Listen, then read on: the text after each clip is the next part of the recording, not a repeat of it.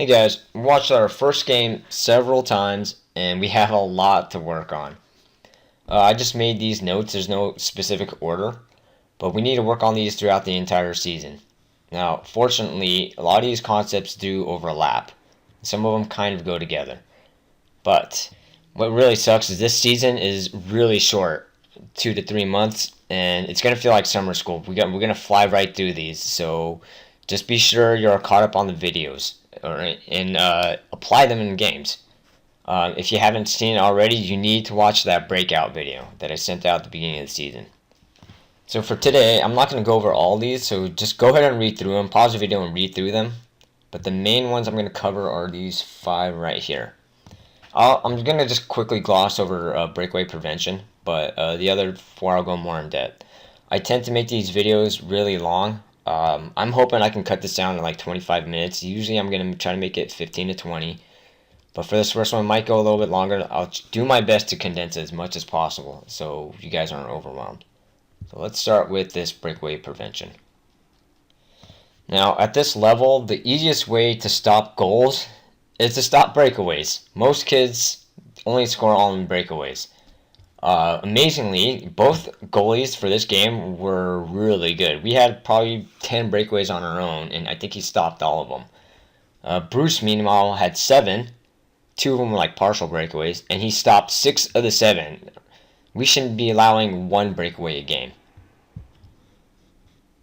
Alright, so like I said, I'm not going to go over every little thing. I'll do that in the future, but for this, let's go over a few of them and just explain what I'm looking for, an easy way to stop them. So, there's 5 of you. I don't care who's playing defense, who's playing forward. Okay, so this is the offensive zone. All you have to do to stop breakaways is to always have one player behind their last player. So you'll see Owen, he jumps onto the ice on a line change, and he just walks right in. No, we need somebody to go out here. This is called a cherry picker. So when you have these cherry pickers, and people make it out as a bad thing, if the other team's not smart enough to defend, you should cherry pick all day. He was waiting for that puck to score it out so he could just go off to the races and try to score. So to prevent that, really easy. Just park a guy behind him. If this player goes up here somewhere, then you just park behind him. Right? Give him no chance to get a breakaway. So nothing really comes out of this. Okay, I think I was telling Owen, you see him turn around because I was saying, hey, get back. Someone's got to get back. And remember, it just takes 1 out of all 5 of you to recognize, hey, there's nobody behind that white jersey. I better get back. Easiest way to prevent a breakaway. And so here's another example. This is our offensive zone. But we see all 5 of you just casually walk in. Now there are 3 white jerseys behind us. We're really asking to give up a breakaway. So the way I always say to my teams, I don't care if you're playing defense or forward. The first 3 guys in the zone are forwards. Okay, for those 10 to 20 seconds. The 4th and 5th guy entering, you guys need to play like defensemen and stay back. Alright, and in this last example, we see the puck's on the board right here, and we have 1, maybe 2 white jerseys behind. Xander's right next to him. So what we need to do, and I'll talk about the stagger later, but you see this 1D here, this player, we always want someone in the middle of the ice. And because there's a white jersey up here, I'd rather even have you out of the zone and be here. That's an easy way to prevent a breakaway. You have to already prepare for the worst. What if that puck squirts out? Well, they have a head start on us. And as you'll see, that's exactly what happens. Right? White goes in, puck squirts out, and they're off to the races. And Bruce makes like his 73rd breakaway stop of the game. Okay. So really easy way to stop goals, stop these breakaways. Okay. Like I said, in the future we'll go way more in depth about it. Next, responsible line changes. We want to change when we're in the offensive zone. So, hold on, there's a couple ways to do it. So let's say this is our defensive zone. Defense, this is our offensive zone. We want to change when the puck is on this side. We don't want to do it when it's on this side because that could give the other team a great scoring chance. One of the few times you can do that is, let's say the other team clears. Let me get rid of those. Let's say the other team, they clear out the puck. So they launch the puck over here, and as you're skating back to our own zone, this is probably a good time to change. You're skating back to our own zone, and you can make the change right here. If they're facing enormous pressure, then you may have to stay out there. The other part too is, as you're coming back to our own zone, whoever's changing for him, you need to be ready to jump on immediately. And I'll show some examples of why we need to do that. For the most part, let's try to change when the puck is in this zone, or at least once we get it out. Like, let's see, someone carries it out and starting to enter, then you can change it out. I'm sorry, I mixed up the X and O's, but hopefully you get the point. Change when we're in the offensive zone, or when the puck's not in a dangerous area. Alright, I'm actually going to show this one first. This is actually the second period, because it highlights a lot of important concepts. One, when I call you to make your change, that doesn't mean you have to get off right away, but that does mean you need to get off the next chance you get. As you're so watch Rain here. As it's getting off, you need to be watching the play just in case it goes to you, and we're going to see more of that later. But the reason why we want to have responsible changes, even if you're not tired, in this case, you're going to see Jay is out there for quite a bit of time, and he gets caught. He's like dead tired at the end. We make earlier changes even if you're not tired, because one, we don't want our teammates to get cold and sit there on the bench forever, and two, you don't want to get caught when you're drained and the other team has a breakaway. Alright, so you see Rain is looking, oh, should I change? Should I change? Eventually, it's up to you guys to know when to change. Okay, I'm not going to even say anything in the future. You need to know, hey, I need to get off. Alright, and unfortunately, that clock doesn't always work, but you need to have kind of a sense of what a minute to minute 30 feels like. Alright, so we finally jump on. Okay, and you see Jay, I don't know why he didn't come off here. It looked like he was supposed to make it, but he actually stays on, as you'll see down here somewhere. He comes back into the play. He joins on offense, even though, and that's fine. If you're a defenseman, I don't care if you join up on offense, but you better haul your butt back. Okay, so you see he's starting to get tired. Watch Jay right here. And they have a breakaway, and you have no energy to skate back. You can change if you're. So this would be an example of what, like, sorry, let me go back just a little bit. Okay, but this isn't the best time to change since the puck is going this way, unless you're dead tired or you're already kind of close to the bench. This is where, Owen, you need to hustle off right after that shot. Same with you. Gotta hustle off right after that. Right? If you can't back check, then you need to get your butt off. So you'll see we gave up an easy breakaway here. Alright, it's partial breakaway, good hustle back. Wyatt, one thing too, I'll talk about this in the future, but instead of going in a straight line at the beginning, you need to just go right to the net. Right. But good job hustling back. I love this hustle. You see Jay just kind of, oh, I'm tired. Oh, now I got off. He should have changed sooner. Then we wouldn't have that problem, and that's why they scored. Alright, so here's an example of, where's Rain at? Rain. We're calling Rain off, and, sorry, I should have gone just a tad. We're calling Rain off, because part of the problem why we're yelling her name, Rain, is because you're not aware of when to change at all. Okay, so hopefully it's something you can improve on. Where you're yelling her name, but watch the play, because watch this. We're yelling his name, and he's like, oh, I better go to the bench, and you see he just skates right past the puck. Okay, again, we want to make changes in the offensive zone, or once we get that puck out of our defensive zone. Now, if you're super tired, dead tired, you can't skate, or you're injured, yeah, then just get the heck off. In this case, yeah, watch the play. When we call you off, that means it's time to get off. Find a good time to change. That is probably not a good time. Alright, here we see trap shoot. This isn't the worst change. Alright, puck's in the offensive zone, but it's going back towards our defensive zone. Now, if you knew to change immediately, that would have been great. You can already get off. Someone can already jump on and join the play. So this isn't the worst, but this is where it's important to know when you're supposed to get off, so you can, those few 2-3 strides matter a lot. And you see now, our player's way behind the play. Again, not the worst change. We'll see Possum here. Possum's White's nickname, by the way. See, Possum looks back. Oh, do I get off? Know when to get off. If you're not sure, then just get the heck off. So the play comes to him. So this isn't necessarily his fault. The play happened to go right to him when he got off. But this is like I was saying, you need to be ready to jump on.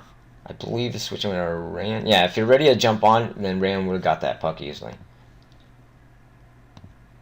Okay, on a side note, you guys need to catch all these players. Okay, this is almost as bad as the breakaway, but you guys got to hustle back. Catch a white jersey.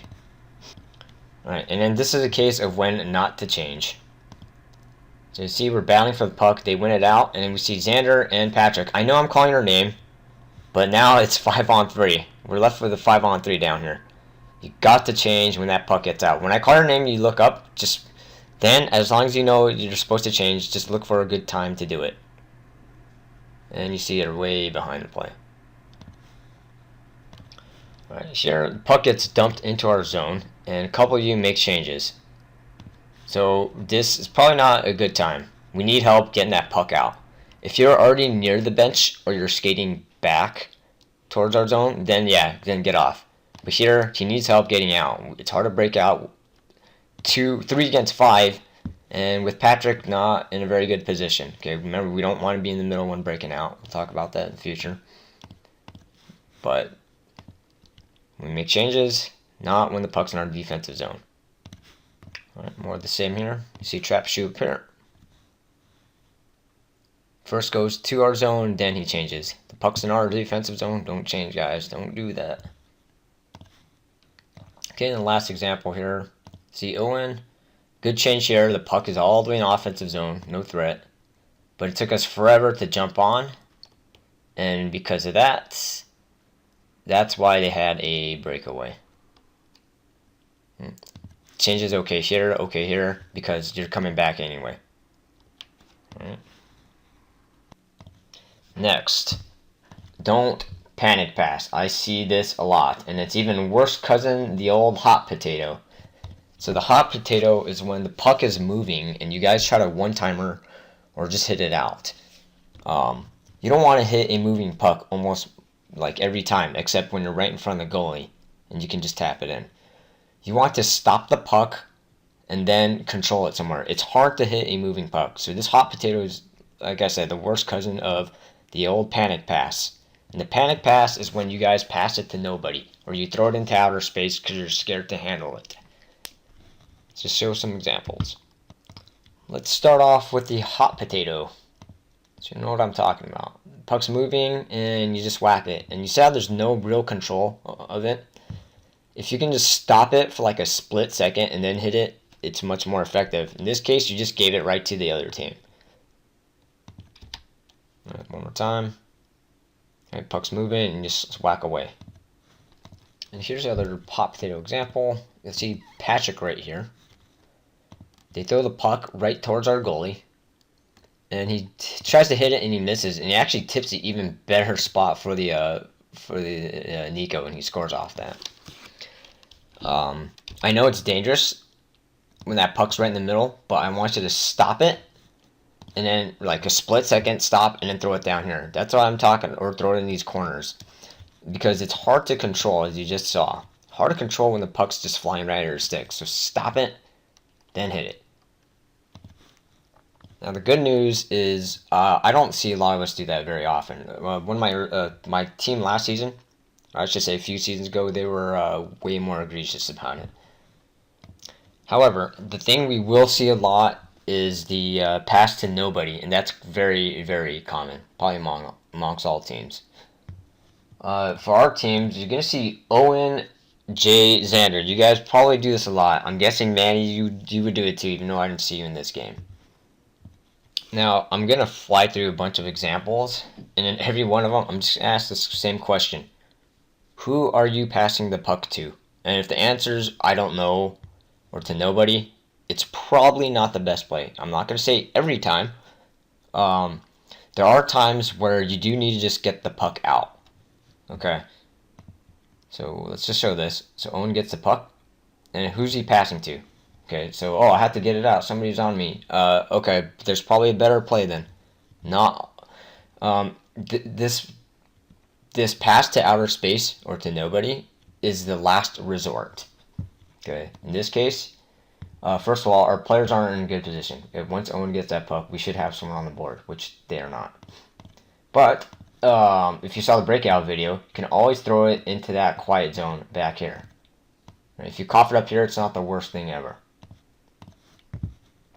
Alright, next, let's see, Jay chased down the puck.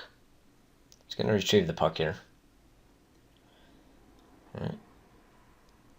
And he just has to get it out. Now, that could be even worse, to just throw it to the other team. Luckily, Joel then just come and pick it up and skate in. So what could you do instead? So I talked about this a lot. You have all this space behind you guys. Get the puck, retrieve the puck, take it back here. Use the space behind you, right? The first step on all these breakouts, you take it to that quiet zone back behind the net, right? Unless you don't need to. We'll see, Jay, if I send you your own individual video, you'll see that a lot of times you get the puck and you stop when someone's, putting full pressure on you. All right, a lot of times you can just get the puck and take it back behind. All right, so again, who are you passing the puck to? All right, nobody, and even worse, to the other team. If you guys are going to pass to nobody, by the way, use the board here. Use the board, and in the offensive zone, I'll talk about where to throw that to. All right, same thing here.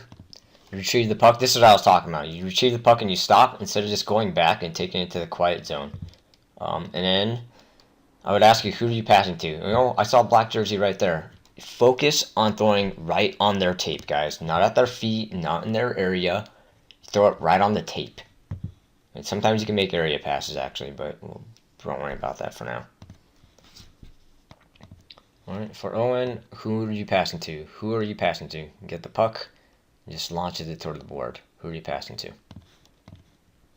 Alright, here, I'm going to ask Owen, who are you passing to? And you're going to see he's going to throw it to Carter, but I don't think he knew he was there, because his head's down and just randomly hit it.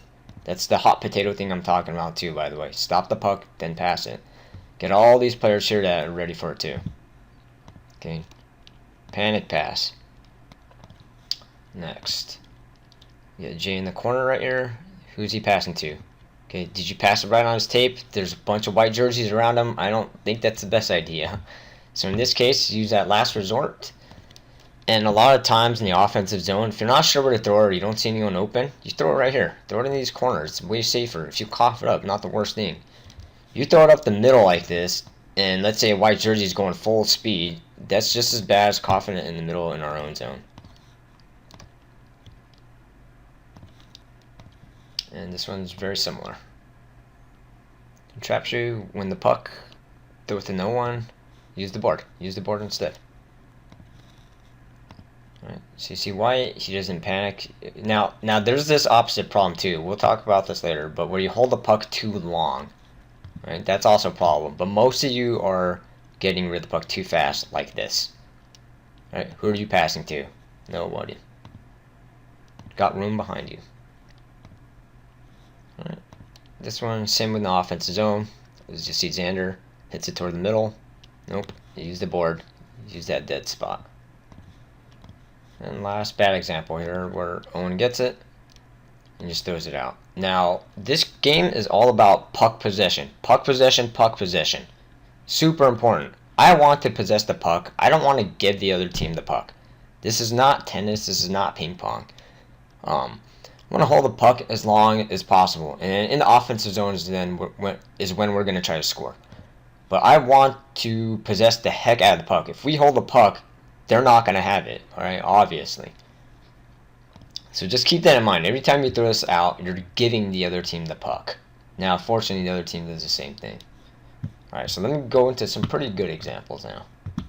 Oops, sorry, last bad example. I remember I wanted to show this one in particular. We see Xander gets it, throws it out. This isn't as bad because, yeah, someone's right in his face, fine. And you're going to see Abby on the other team. She does the same thing. She gets the puck, and she just throws it to us. Like, thank you. I'd love for her to get every time. And what she should do is get the puck and just come back. Okay, now let's go to good examples. Right here, you see Trap Shoe picks up the puck. Instead of just launching it with his head down, he knows he has time, looks up, walks in. Okay, that's the opposite of panic, called poise. Alright, let's start with this right here. Sorry, I just probably showed you a few more before that. Okay, so first, Xander right here. Who's he passing to? Nobody. But in this case, I think that's a good play because there's no really other good option. Maybe he can throw it to the middle to Trap Shoe right away, but that's kind of hard. So understandable. Get that out. Again, use the board, not the middle, please. Right, and then we're going to see a little bit later. Let's watch Nolan right here. So he gets the puck. So you're going to dump it in. He gets the puck. One little stick handle. He didn't just launch it out. One little stick handle. Gives it back. D-to-D support. Perfect. And now Wyatt, unfortunately, right after he passes, we should have somebody on this board, which they are not. So Wyatt doesn't have too many options. You can technically go back too if you feel confident with your stick handling. But Wyatt, you'll see, he has a bit of an opposite problem where you're probably hanging on to it too long instead of just getting that out. We don't want to cough it out these blue lines. Alright, and in the last example, we'll see Trap Shoe get the puck. And I get you're facing a little pressure, but you got all this room behind you. You can go back to the quiet zone. Again, I'll talk more about D-to-D support. You should have a D-pass right there. In this case, you don't, but you can still skate it back. In this case, Jay, this is what I want to see you do more often. You get the puck. In that corner, instead of turning around and throwing it forward like you usually do, you took that back to the quiet zone. That's what I want to see. And then additionally, stop behind this quiet zone. Once you expose yourself like this, then you have to hurry up and get it out. And in this case, you just kind of coughed it. But that first part was good. Get the puck, go to the quiet zone, just stop. Alright, so as usual, this video went way longer than I wanted to. So I'm going to break it into 2 videos. The other one will probably be another 20 minutes. So apologies for that if it's too much for you. But this is so important, guys. I did switch the order of these 2, by the way. This kind of relates to this part above it. So I figured this makes more sense to go here. But yeah, we'll start with this video. I'll send a second one. So see you in the next video.